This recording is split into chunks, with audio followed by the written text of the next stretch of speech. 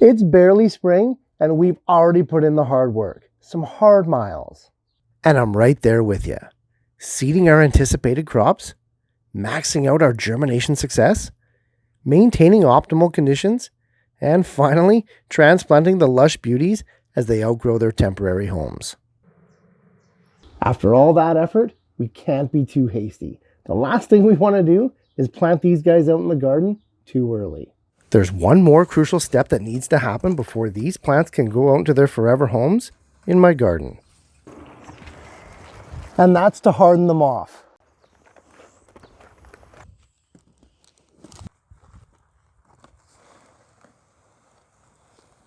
Indoor living is cushioned and catered to these plants in every way possible. Hardening these early starts off before they leave this all-inclusive plant resort is critical. Today in this video, we'll discuss why we do it, when we do it, and every step on how you harden off your young indoor plants this spring. This is a key next step in the progression of our gardens. So, grab your favorite drink, sit back, and let's go over every aspect of hardening off our young plants so that they don't miss a beat.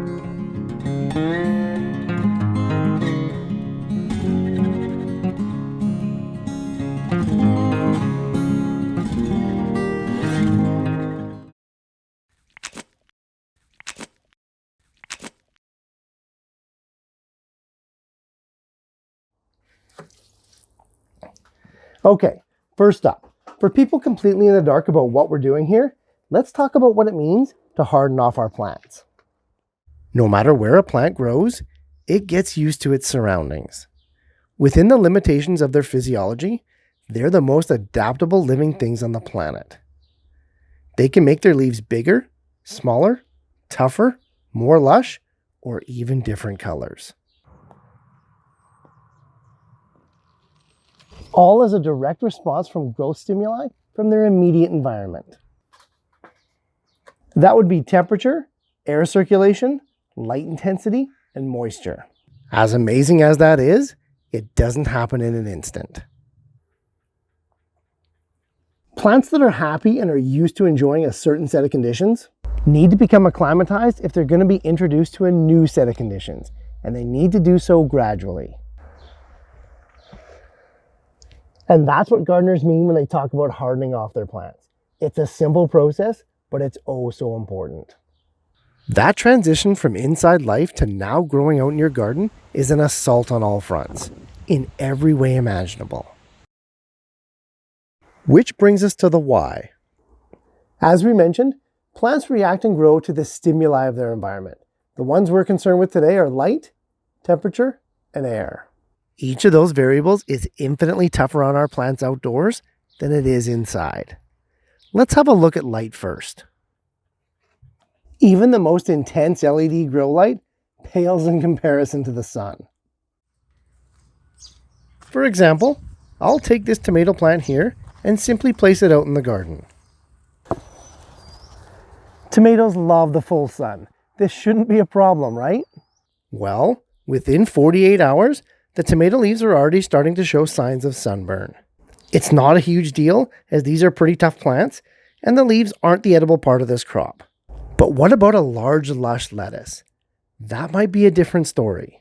Not to mention, we didn't even transplant this tomato. We left it in its original pot.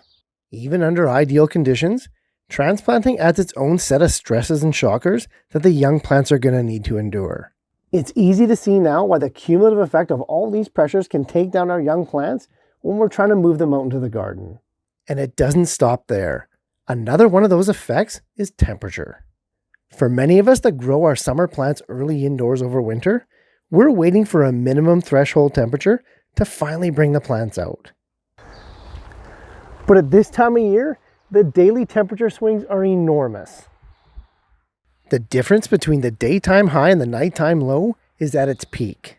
Balmy summer-like conditions by day to below freezing overnight. It's not uncommon.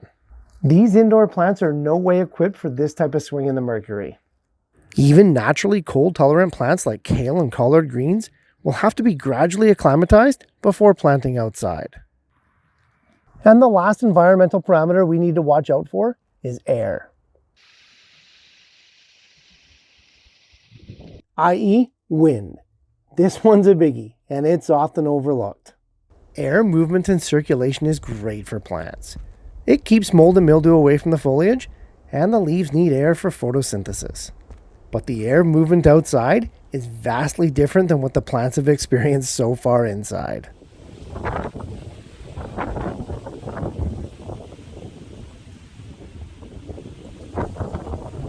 "24/7, all day, every day, there is constant airflow all around the plants when they're outdoors.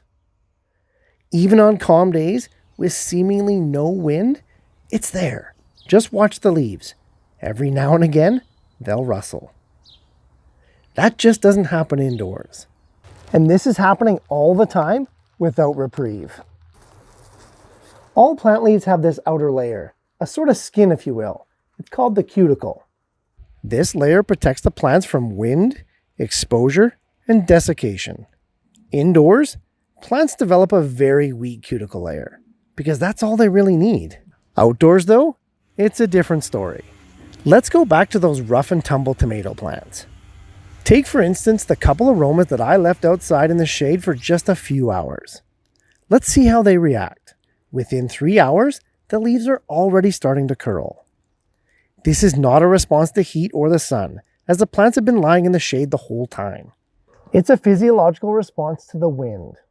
A physical reaction by the plant to the increase in airflow, albeit pretty minor, to prevent drying out. And these young plants have to do this because they haven't been hardened off. Their suit of armor, their cuticle, is very, very weak at this point. So how do we fix this? How do we toughen up all these plants as they start leaving the comfy confines of indoors?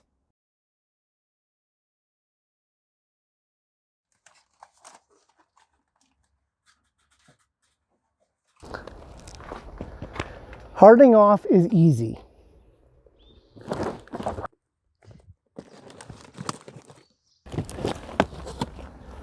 I know we've rambled on for quite a bit about what it is and why we do it, but the actual practice of hardening off our indoor plants takes very little effort on our part. Whenever you're hardening off a new batch of plants, even tough ones like this dinosaur kale here, there's 3 key things you need to focus on. And the first one is time. Generally, it takes at least 7 to 12 days to fully harden off most of our crops. But it can be a bit shorter depending on the plant and the time of year. I mean, if it's a more adaptable plant like, say, a tomato, and there isn't a huge discrepancy between your indoor and your outdoor environments, then the process is obviously a bit faster. But if your spring is super windy with huge temperature fluctuations, then take your time. 2 weeks is not unheard of. The next parameter is location. It does little to serve our plants to plunk them out in the blazing sun or screaming wind on the first day. We want them to get used to the elements, but not all of them all at once. Hardening off needs to be gradual in all aspects. Choose areas with just dappled patches of sun at first, sheltered from high winds, and maybe not out in the heat of midday or the cold parts of early morning. At least at first. Work up to those periods of increased elemental pressures. Be strategic about your timing and your placement. And finally, the type of day we start this process on is very important. Overcast, cloudy, calm days are the best. Avoid the super windy ones, and on really sunny days, find sheltered areas with those patches of sun for a gradual exposure. Hey, before we end off, a couple other quick things to note. You want to be starting this hardening off process around when it's time to plant in the garden. Leaving it a bit long can result in plants that are floppy and too soft for a good transition.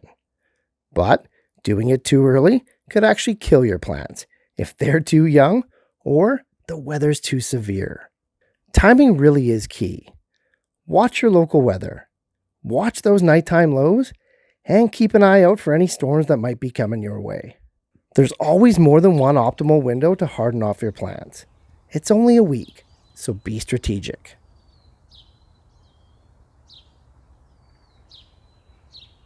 Also, one good tip for successful hardening off is to really water the plants that first day. In fact, water them from below and really let them soak up as much water as they can hold. This is going to set them up for the most success, trust me. The more turgid and hydrated those leaves are, the better off they're going to fare against the onslaught of elemental pressures to come. Okay, while you're watering your plants to prep them for the outside world, let's recap this all-encompassing hardening off tutorial and touch on those main points to hammer them home. Plants grown indoors look great, no question, but they're often soft, lush, and unable to handle the outside life. A gradual exposure and entry to the outdoors is necessary to acclimatize them, and it's a process known as hardening off. It takes about 1 to 2 weeks to fully harden off a new batch of young plants. Starting gradually at first, increasing the time and severity of exposure as you go along. Hardening off the plants properly and diligently is the final step before sending them out into your garden. It really does make a difference in your growing success. All right, guys, one more step done in getting the garden ready for the year. Hey, the plants are looking great, so let's keep them that way and have a successful transition from inside to outside this spring. Hey, thanks so much for watching, guys. I appreciate the support more than you know. And if you're getting value from these videos, please like and share them to spread the word and help your fellow gardener to grow better.